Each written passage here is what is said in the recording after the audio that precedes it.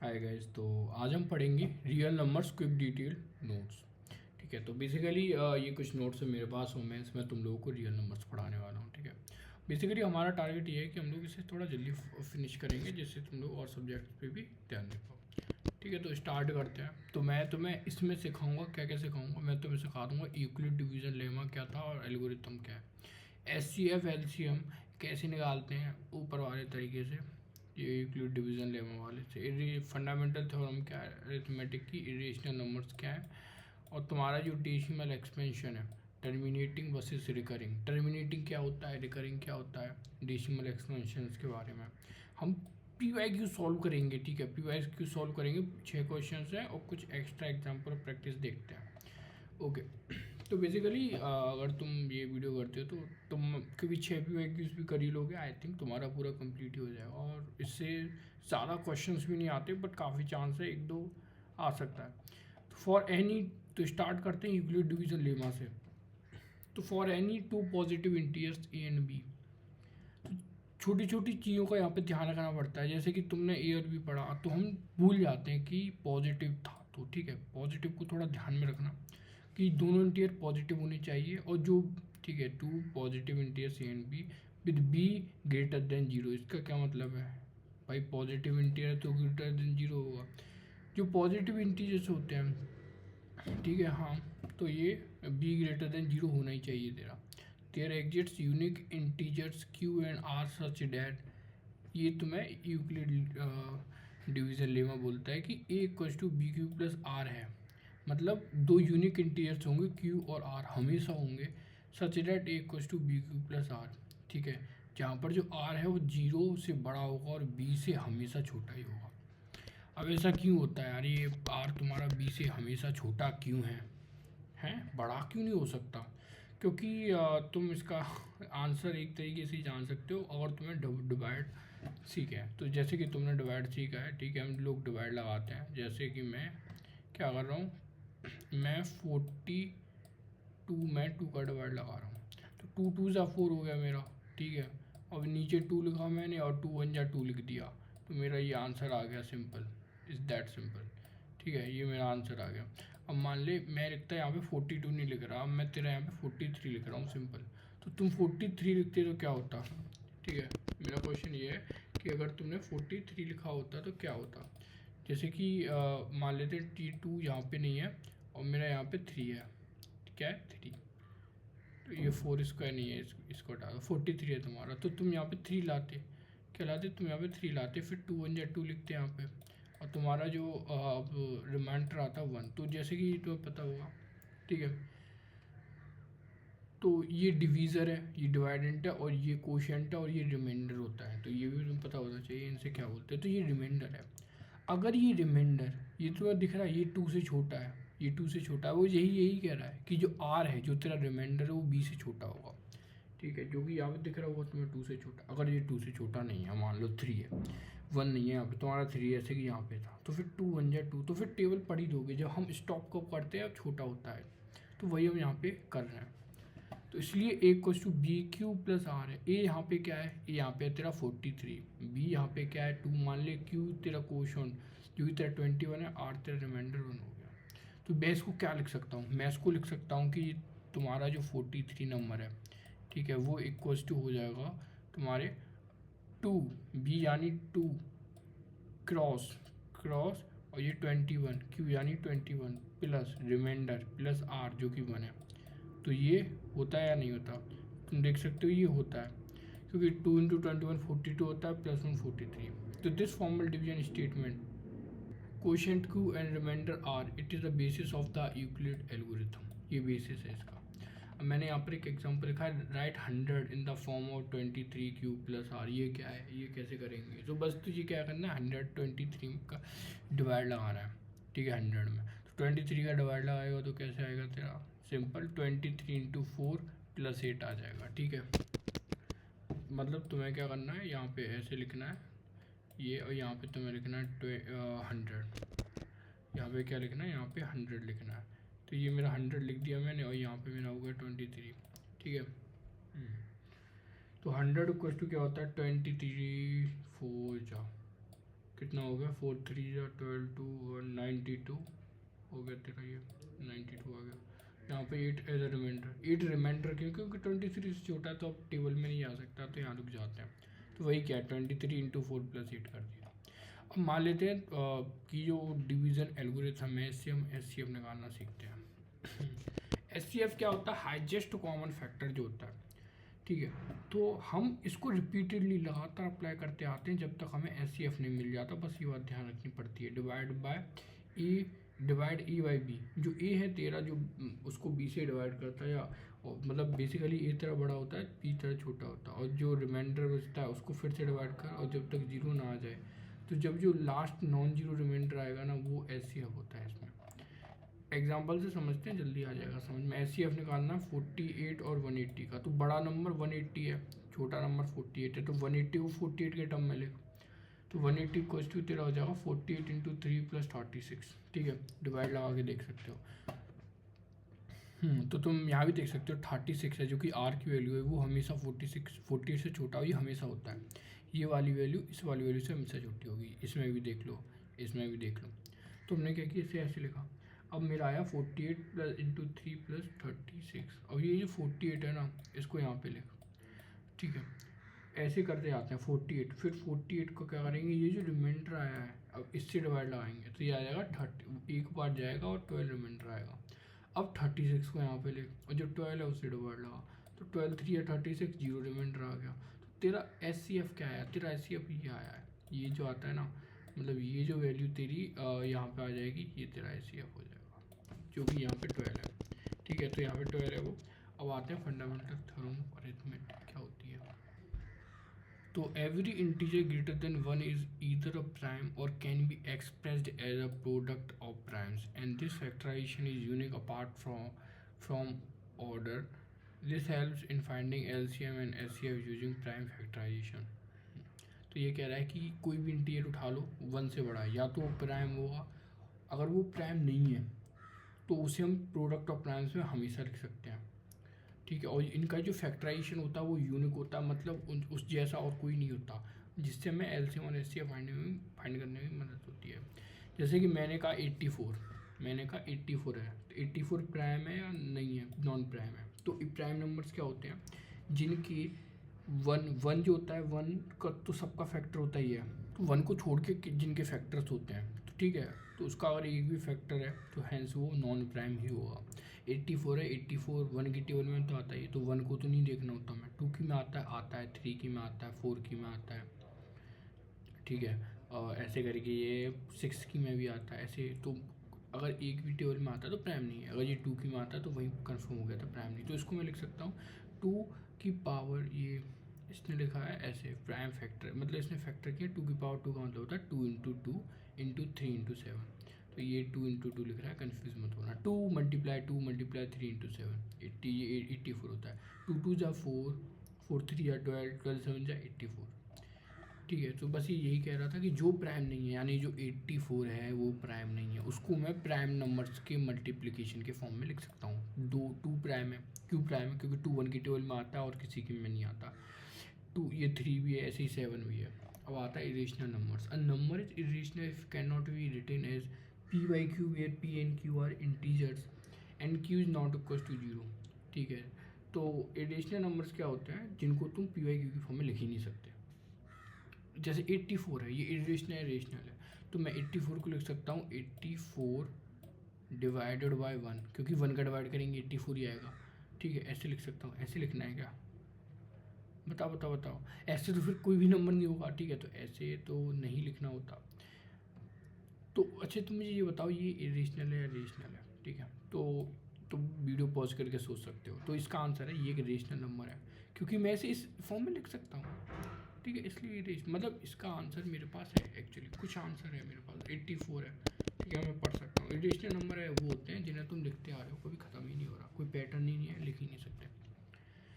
और जो क्यू है वो तेरा जीरो नहीं होना चाहिए, क्योंकि अगर तेरा क्यू जीरो है तो किसी भी नंबर को, यानी पी को तू जीरो से डिवाइड कर रहे हो तो इनफाइनाइट आएगा, आंसर नहीं आता। अब मैं प्रूव करूँगा, प्रूव दैट √2 इज़ इरेशनल, ठीक है। तो ये तुम्हारा प्रूफ हो रहा, ये रहा। तो ये तुम्हारा प्रूफ है कि ये √2 है वो इरेशनल होता है, ठीक है। तो तुम्हारी एनसीईआरटी की बुक में इसका काफ़ी अच्छी तरीके से प्रूफ है, लेकिन दिक्कत ये है कि तुम वहाँ पढ़ोगे तो हो सकता है समझ में नहीं आएगा, तो मैं यहाँ तुम्हें समझाऊँगा।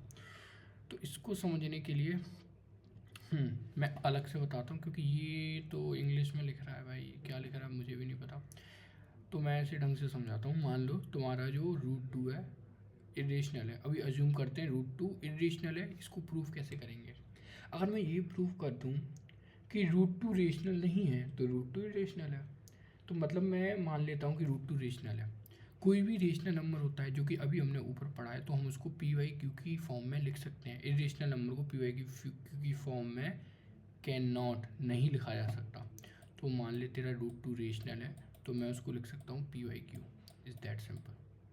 ठीक है, अब मैंने ये भी देखा था क्यू नॉट इक्वल टू 0, ठीक है। अब ये पी वाई क्यू जो होता है ना, पी और क्यू प्राइम होते हैं, मतलब क्या होते हैं?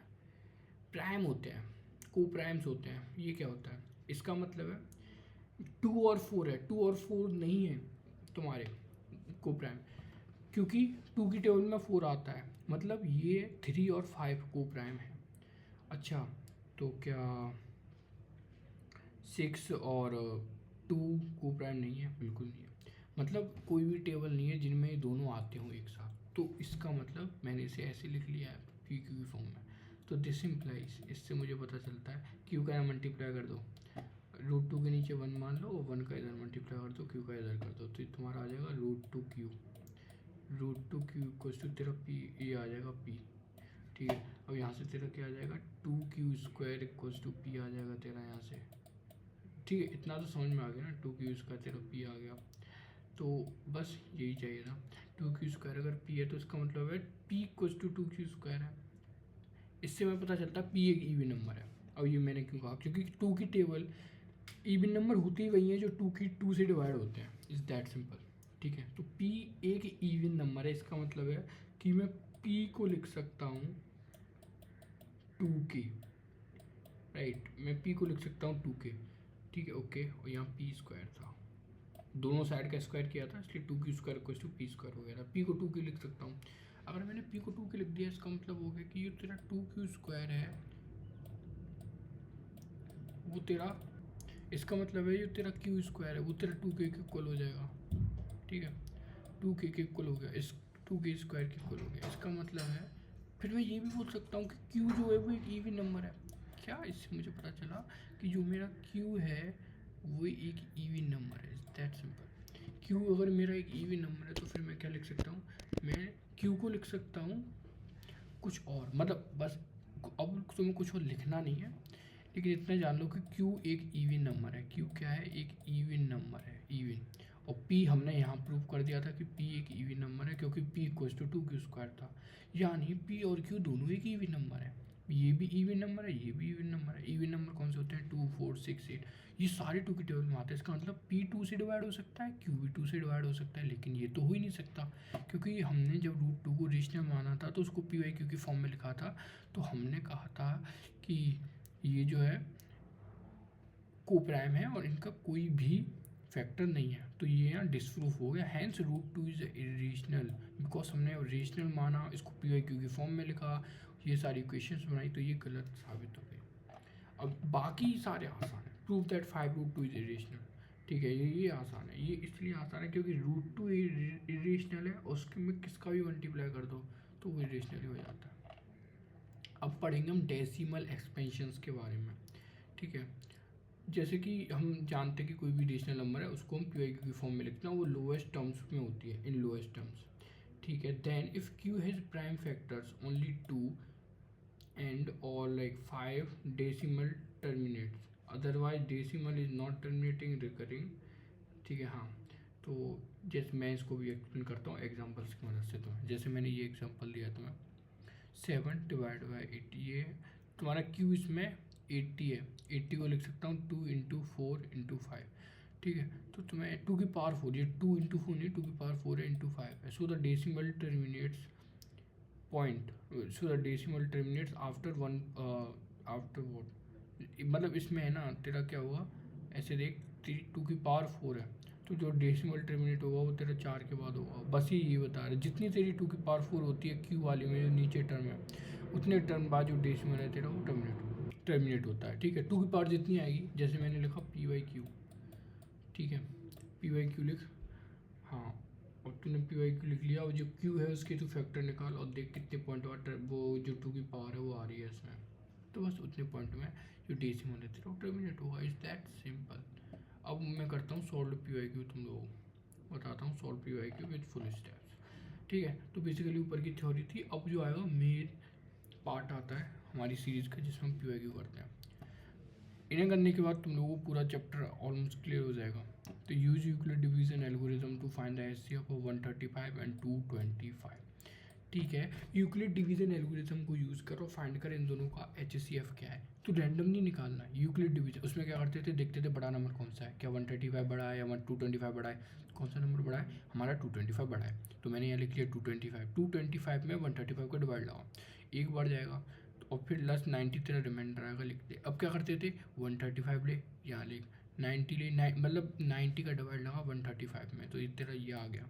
अब क्या कर, अब तेरा 90 है, 45 है, 90 में 45 का डिवाइड लगा, ये 0 आ गया, हेंस 45 तेरा एचसीएफ है, क्योंकि यहाँ रिमाइंडर जब 0 आ जाता है, जब हम रुक जाते हैं। तो एक क्वेश्चन हम लोगों ने कर लिया बोर्ड का, वो भी बोर्ड का क्वेश्चन। पी वाई क्यू 2 है तेरा, find the LCM and HCF for 306657 and verify that LCM multiply HCF equals to product of the numbers. इसमें लिखा नहीं है कैसे फाइंड करना है, बट अगर ये एग्ज़ाम में आता है तो जनरली, वैसे नहीं आता ये इस टाइप के क्वेश्चन, लेकिन आ चुका है जैसे कि तुम देख ही रहे हो। तो इसमें यूक्लिड का ही मेथड प्रेफर करना, ठीक है। तो होगा क्या, बड़ा नंबर देखो ये छोटा नंबर है, डिवाइड लगाओ, तो 657 में 306 का डिवाइड लगाएंगे तो जो हमारा 2 आएगा और 45 हमारा रिमाइंडर बचेगा, ठीक है। और तुमसे 2 से मल्टीप्लाई होगा, तो ये क्योंकि डिवाइडर है, ये डिविडेंट है, और ये तेरा कोशेंट है, ये रिमाइंडर है। अब 360 और 45 ले रहे, 45 का 360 में लगा, ये आ गया, ये आ गया और ये आ गया, जब तक 0 नहीं आता करते आना है। तो यहाँ से एचसीएफ निकला, क्या निकला, एचसीएफ निकला। अब इसने एलसीएम भी पूछा है, तो एलसीएम कैसे निकालेंगे, तो prime factorisation to get LCM or use LCM equals to A cross B by HCF, but ये तो नहीं करना, इसको मत करके आ जाना, यही पूछ रहा है वो, प्राइम फैक्टराइजेशन ही यूज़ करो, ठीक है। इसने ये मतलब मैंने यहाँ पे ही यूज़ करके निकाला था क्योंकि ईजी पड़ रहा था। तुम लोग prime factorization use, prime factorization क्या होता है, प्राइम फैक्टराइजेशन होता है 306 के फैक्टर निकालो, मतलब 306 है मेरा, उसके फैक्टर निकालो, मतलब उसको मैं कैसे लिख सकता हूँ, 2 मल्टीप्लाई 3 मल्टीप्लाई कुछ ऐसे करके, ऐसे जो है मैं लिख सकता हूँ इसको ऐसे। फिर 657 की निकालो, 657 को मैं कैसे कैसे लिख सकता हूँ, और फिर जो कॉमन आ रहे हैं उनको सर्कल करो, एक बार लिखो और एलसीएम निकाल दो। तो मेरी पहली वीडियोस में भी देख सकते हो, मैं ये तरीका बता चुका हूँ पिछली वीडियोस में एलसीएम कैसे निकालते हैं। तो ये तुम्हें मिल जाएगा, तो जो तुम्हारा एलसीएम है वो हो जाएगा तुम्हारा 22338। अब मैं वेरीफाई करूँगा एलसीएम मल्टीप्लाई एचसीएफ कितना आ रहा है, 22338 मल्टीप्लाई 9 क्या आएगा मेरा, 2,01,042। प्रोडक्ट ऑफ नंबर 306,657 सेम आ रहा, वेरीफाई हो गया, ठीक है। तो ये बोर्ड का क्वेश्चन है। अब एक क्वेश्चन पे आते हैं, प्रूव दैट 5√2 इज इरेशनल, जो कि मैं पहले करा चुका हूँ। तो हमने बस ये हेल्प ली थी कि √2 इरेशनल है, तो 5√2 को कैसे प्रूव करेंगे। तो मैं जानता हूँ कि सिंस √2 इज इरेशनल, कोई भी non zero rational number multiply √2 is irrational, ठीक है। या तो तू ऐसे कर सकता है, वरना मान ले एग्जामिनर ने थोड़े ज़्यादा नंबर का दिया है क्वेश्चन, तो प्रूव बाय कॉन्ट्राडिक्शन करते हैं। हम मान लेते हैं कि रेशनल है, अब मान लिया रेशनल है 5√2 equals to P by Q, फिर क्या करेंगे, तो इससे मतलब पता चलता है मुझे √2 equals to P by Q divided by 5 equals to P by 5 Q, जो कि रेशनल है, ठीक है। कॉन्ट्राडिक्शन, सो भाई ये रेशनल कैसे है, जो कि रेशनल है, ठीक है, हाँ। सो बट ये कॉन्ट्राडिक्शन है, ये कॉन्ट्राडिक्शन क्यों है, क्योंकि मैंने माना था 5√2 रेशनल है, पी वाई क्यू की फॉर्म में लिखा जा सकता है रेशनल है, फिर मैंने डिवाइड लगाया 5 का, तो P by 5 Q equals to √2 के आ गया, लेकिन √2 हमेशा रेशनल होता है, उसका प्रूफ मैं पहले कर चुका हूँ। बट तुम कह रहे हो पी वाई क्यू रेशनल है, तो पी वाई 5 क्यू भी रेशनल ही होगा, ठीक है। लेकिन ये कॉन्ट्राडिक्ट कर रहा है, इसलिए 5√2 रेशनल होगा। अब है ये P by Q express 87.5 in the form P by Q where P and Q are integers and Q not equals to 0, Q 0 नहीं हो सकता। तो कैसे करेंगे इसको इंटीजर्स के मतलब फॉर्म में, जहाँ पी वाई मतलब पी वाई क्यू के फॉर्म में लिखते हैं।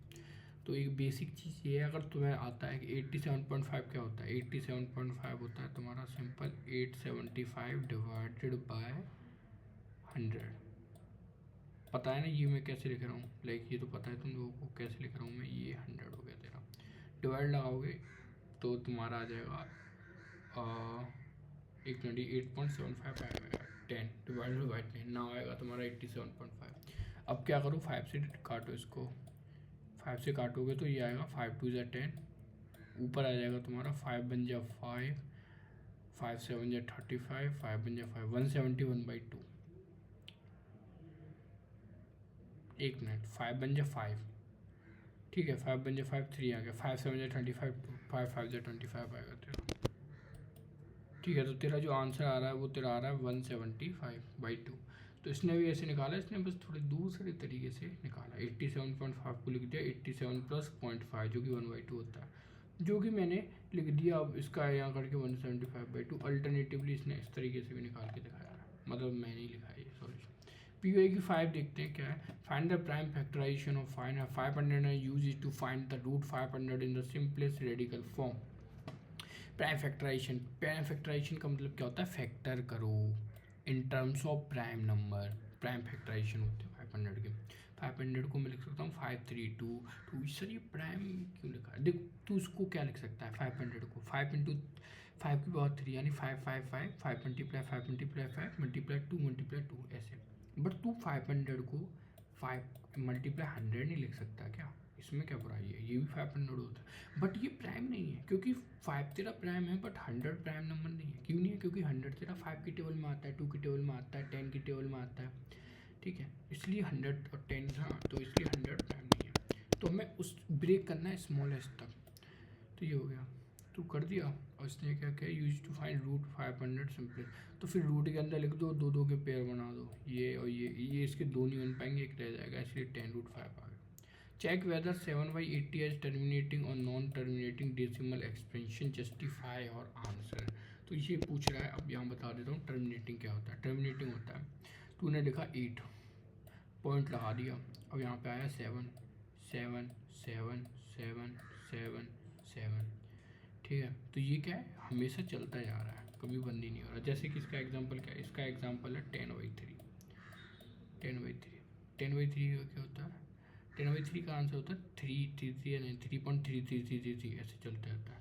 तूने लिखा 8.7, अब आ गया 5, तो ये टर्मिनेटिंग है। तो वही बोल रहा, मतलब डिवाइड लगा के देख है या नहीं। तो जब मैंने डिवाइड लगाया तो मेरा आंसर आएगा 0.0875, मतलब ख़त्म हो गया। इसको थोड़ा देखना पड़ता है डिवाइड लगा के, फिर देखते हैं होता है या नहीं। या फिर तू ऐसे भी प्रूव कर सकता है, जैसे मैंने पहले बताया था 80 के फैक्टर का 2 की power 4 multiply only the prime factor 2 and 5 decimal terminate हो जाएगा, कॉमन सी बात है फिर तो वही। तो इसलिए आज का हम थोड़ा ख़त्म करने आ रहे हैं। मैं तुम्हें कुछ एक्स्ट्रा थ्योरी और एग्जांपल्स करा देता हूँ, जैसे कि finding LCM and HCF using prime factorization क्या होता है। Express both number as product of primes, take the highest power for LCM and lowest power for HCF. ठीक है, इसकी एक सेपरेट वीडियो है क्योंकि इसको पढ़ाने में टाइम लगेगा। तुम्हें आता हुआ इन जनरल क्या करते हैं, 18 को प्राइम नंबर के फॉर्म में लिख दे, 2 × 3 × 3, तो ये 18 होता है। 24 को लिख दे। एचसीएफ क्या होता है, जो कॉमन आ रहा है। एलसीएम क्या होता है, जो कॉमन आ रहा है उसको एक बार लिख, और जो नहीं आ रहा उनको लिखते हैं ऐसे। Converting repeating decimal to fraction technique, जैसे कि ये तेरा, तो ये सिलेबस के अंदर है, ये तो एक्चुअली सीखना चाहिए। जैसे 0.2/27 है, तो इसको कैसे कन्वर्ट करेंगे, मतलब मैंने लिख दिया 0.2/7, तो इसका मतलब है 0.2727, ये हमेशा चलता आ रहा है बेसिकली। तो इसको मुझे PYQ की फॉर्म में लिखना है। तो तुझे बस ये मान लेना कि ये इक्वल्स टू तेरा x है, ठीक है। अब देख ये 2 डेट बार रिपीट हो रहा है, मतलब 272727, इसकी 2 डेट रिपीट हो रही है, तो 100 का मल्टीप्लाई कर। 100 का क्यों करेंगे, क्योंकि फिर 2 डेट आ जाएंगी बाहर, ठीक है। इसको x को यहाँ रख, और ये आ जाएगा तेरा 27.2727, और ऐसे ये हमेशा क्या होगा, चलता जाएगा। अब मैंने ऐसा क्यों किया जी, क्योंकि जब मैं 100 में से इसको घटाऊँगा तो ये 100 में से ये घटेगा, लेकिन जब ये घटेगा ना तो ये 272727 यहाँ पे, 272727 यहाँ पे, तो इससे ये कट जाएगा और 27 रह जाएगा। तो बेसिकली मेरा आ जाएगा 99x = 27। ठीक है, तो x आ जाएगा 27/99। 27/99 को क्या लिख सकता हूँ मैं, 9 3 या 27, 9 11 या 99, ऐसे, और ये आ जाएगा तुम्हारा आंसर। ठीक है, तो इसको फ्रैक्शन में कन्वर्ट करना था, ये तो आसान है, डिवाइड बाय 1000 लिख के टेबल से काटते हो तक सबसे छोटी फॉर्म ना आ जाए, तो इसका क्या आ जाएगा 3/8। अभी डायरेक्ट लिख दे यार, ये 3/8, ये 3/8 कैसे आ रहा है, ये 125 की टेबल में 3 बार आता है, ये 8 बार आता है, डायरेक्ट 125 से कर दो। प्रैक्टिस क्वेश्चन दे रखे हैं, देखो मैं बता देता हूँ ऊपर से कैसे करना होता है इनको। मैंने पहले क्वेश्चन में बोला कि use Euclid algorithm to find HCF of this thing, कैसे करना है इसके। यूक्लिड एल्गोरिथम है, ये तो बता चुका हूँ, 77 का इसमें डिवाइड क्वेश्चन रिमाइंडर उसके फॉर्म में लिखते हैं और उससे करता है, सो दैट रूट सेम जैसे 2 का किया था वैसे करना था, थोड़ा सा डिफरेंट। इसी एज तुम चैलेंज करना, इसे पक्का ट्राई करो भाई, यही आएगा। मतलब जब भी आते हैं इस टाइप के क्वेश्चन आते हैं बोर्ड में, राइट 0.142857, ये पूरे पे बार है, ये आधे पे नहीं, पूरे पे बार है। इन पी वाई की फॉर्म, इसमें किसका मल्टीप्लाई करेंगे, 1 2 3 4 5 6 10,000 का मल्टीप्लाई करना है, उसमें 100 का किया था, इसमें 10,000 का करेगा, तो ये पूरा बाहर आ जाएगा, पॉइंट के बाद यही चीज़ रह जाएगी। जब घटाएंगे तो ये पॉइंट के बाद वाले कट जाएंगे, और सिंपल इसका तो लाइक आंसर ही बता सकता हूँ मैं, लाइक 10,000 -1 कितना होता है, 9,999, तो इसका आंसर आ जाएगा 142857 डिवाइड बाई 9,999। एलसीएम निकाल 36 84 का यूज प्राइम फैक्टराइजेशन, मतलब फैक्टर कर दोनों के और फिर जो एलसीएम है उसको निकाल दे।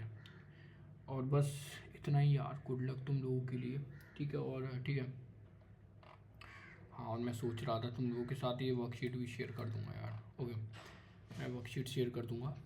और good luck, best of luck for your exams, मिलते हैं अगली वीडियो में।